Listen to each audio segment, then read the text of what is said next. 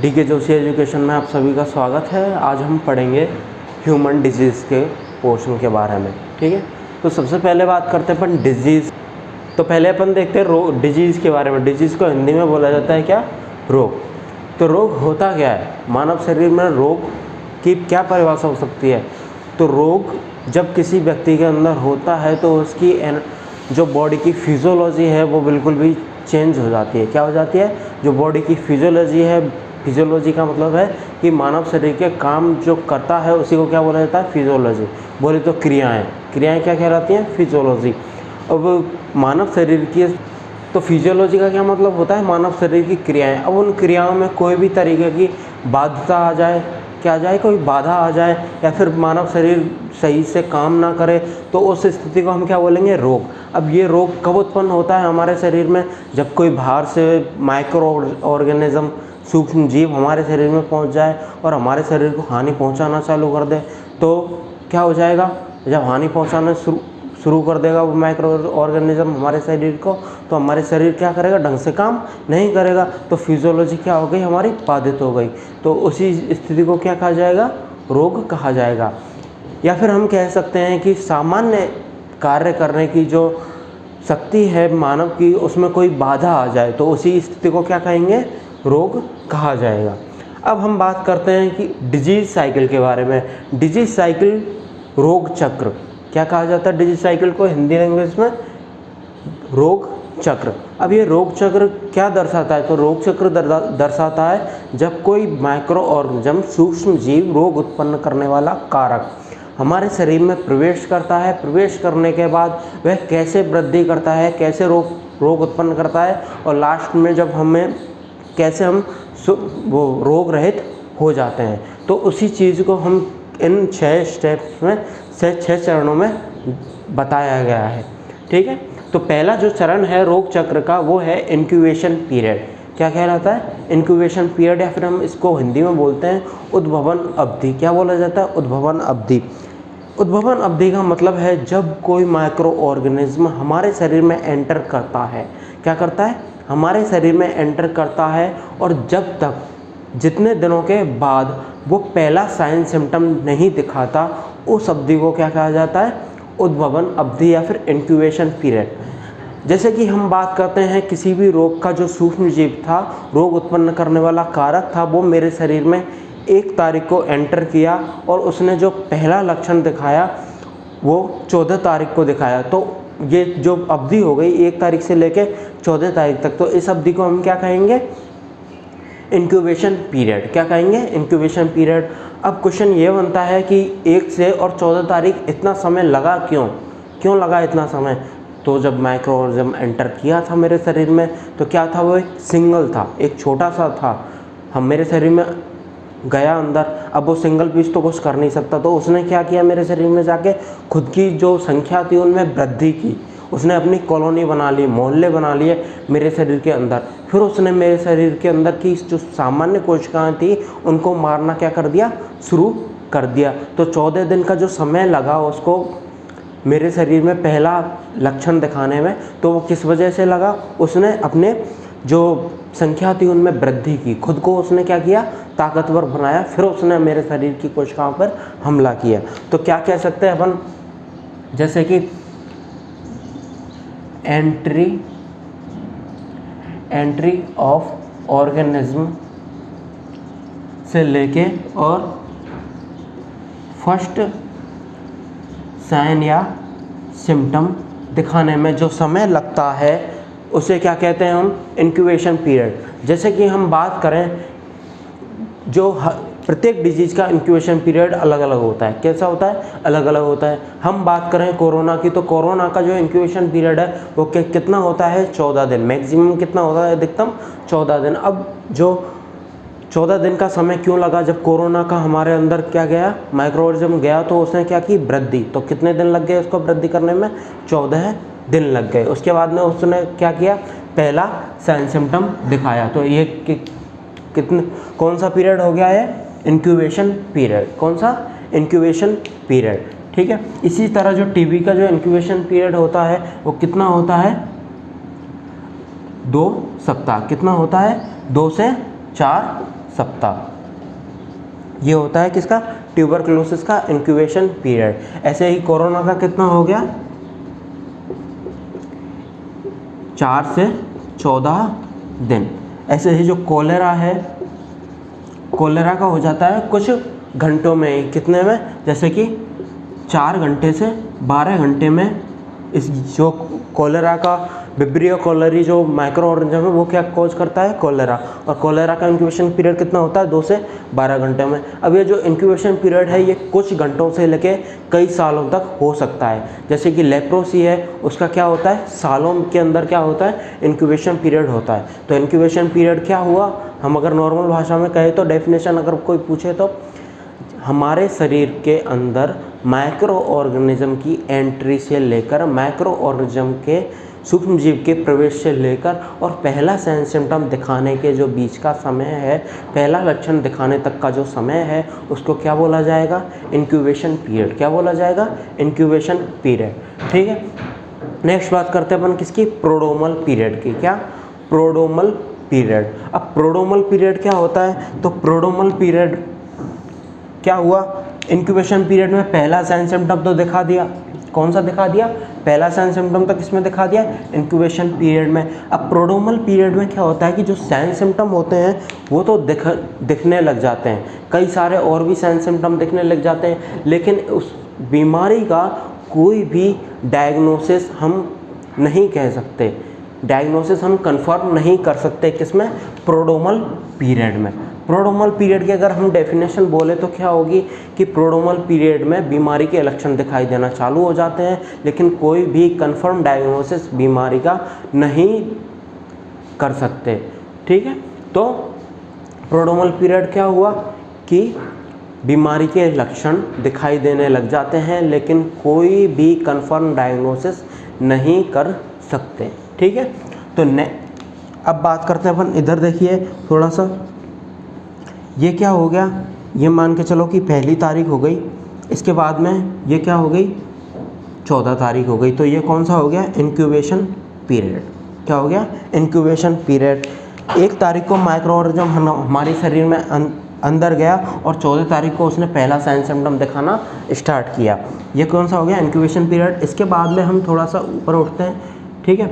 अब क्या हुआ कि इस जो अवधि है, ये जो समय लगा, इसको बोलेंगे क्या? Prodromal period. क्या बोलेंगे? Prodromal period. प्रोड्रोमल पीरियड में क्या होता है कि लक्षण दिखाई देते हैं, लेकिन हम कंफर्म डायग्नोसिस नहीं कर सकते, कंफर्म निदान हम नहीं कर सकते बीमारी का। इसके बाद में हम बात करते हैं किसकी? फेस्टिजियम की। तो फेस्टिजियम क्या होती है? एक पीक लेवल होती है। क्या होती है? पीक लेवल होती है बीमारी की। कौन सी? फेस्टिजियम।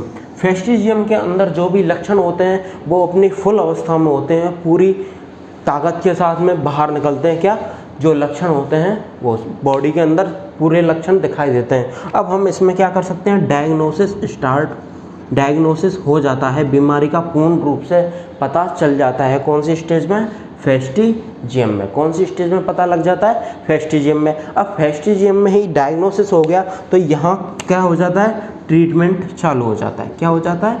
ट्रीटमेंट स्टार्ट हो जाता है। अब जो फेस्टिजियम वाली भी स्टेज होती है उसमें जो व्यक्ति है वो पूर्ण रूप से कहाँ रहेगा? निरस्त रहेगा। पूर्ण रूप से क्या रहेगा? निरस्त रहेगा। फुल बीमारी उसके ऊपर अटैक रहेगी। ठीक है। तो ये कौन सी स्टेज हो गई? अब नेक्स्ट बात करते हैं अपन किसकी? डिफरवेसेंस की। कौन से स्टेप की? डिफरवेसेंस की। डिफरवेसेंस में क्या होता है? डिफरवेसेंस में हमारा क्या हो जाता है? ट्रीटमेंट कंटिन्यू रहता है। ट्रीटमेंट चालू कहाँ से होता है? अगर तुमसे क्वेश्चन पूछा जाए कि ट्रीटमेंट डिजीज साइकिल के कौन से स्टेज में से चालू हो जाता है, तो कौन से स्टेज में से चालू हो जाएगा? फेस्टिजियम में से। कौन से में? फेस्टिजियम में। नेक्स्ट क्वेश्चन अगर आता है कि जो पहला साइन सिम्टम, पहला लक्षण कौन सी स्टेज में दिखाई देता है, तो पहला लक्षण कौन सी स्टेज में दिखाई देने लग जाता है अपन को? इंक्यूबेशन पीरियड के लास्ट में। ठीक है। अब नेक्स्ट बात करें कि कौन सी स्टेज में किसी भी रोग का निदान कंफर्म हो जाता है, तो कौन सी स्टेज में हो जाता है डायग्नोसिस?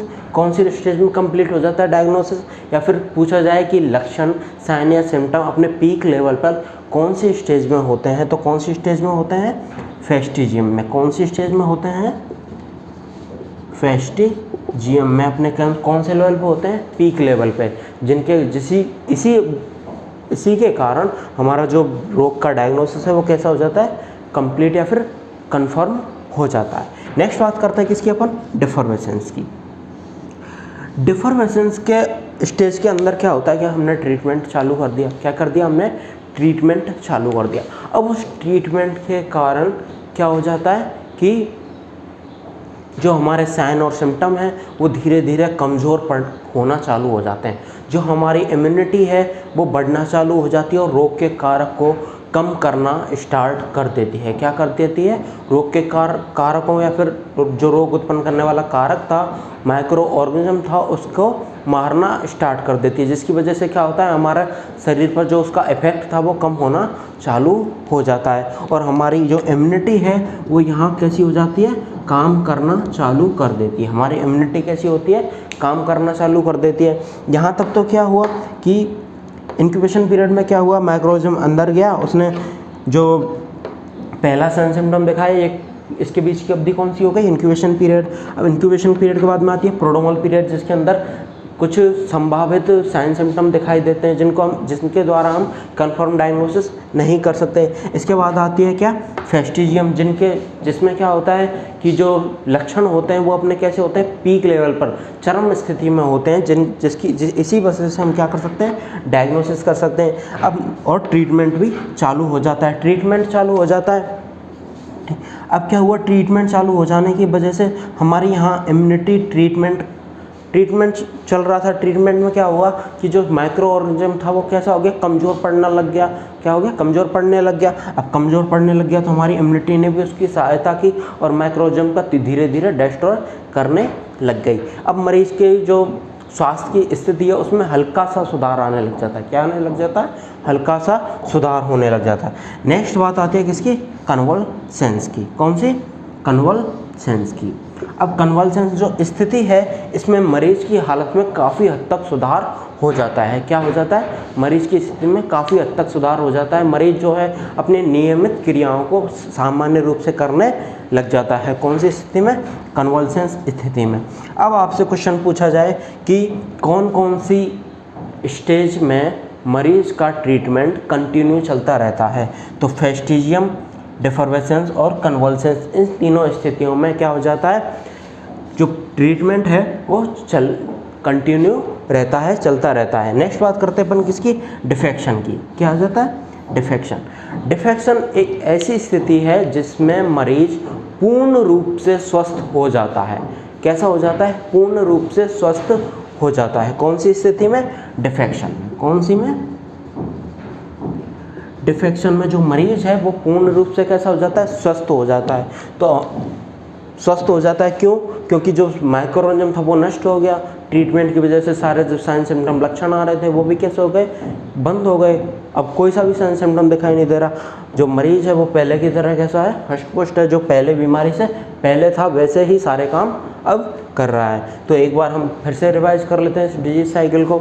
तो डिजीज साइकिल क्या होता है कि रोग उत्पन्न करने वाले कारक की एंट्री से और उसके शरीर से बाहर निकलने तक की जो भी क्रियाएं हैं उनको कुछ चरणों में विभाजित किया गया है, उसी को हम क्या बोलते हैं, डिजीज साइकिल कहा जाता है। डिजीज साइकिल के कितने स्टेप हैं या कितने चरण हैं, तो कितने हैं, 6 चरण हैं। कौन कौन से, पहला है इंक्यूबेशन पीरियड, दूसरा है प्रोड्रोमल पीरियड, तीसरा है फेस्टिजियम, चौथा है डिफॉर्मेशंस, पांचवा है कन्वल्सेंस और छठवां है कौन सा, डिफेक्शन। पहला है इंक्यूबेशन पीरियड, जिसमें क्या हो रहा था कि वह अवधि जब माइक्रो ऑर्गेनिज्म शरीर में प्रवेश किया और जब पहला साइन सिम्टम दिखाया, तो इसके जो बीच की अवधि उसको क्या बोलेंगे, इंक्यूबेशन पीरियड कहा जाएगा। नेक्स्ट है प्रोड्रोमल पीरियड।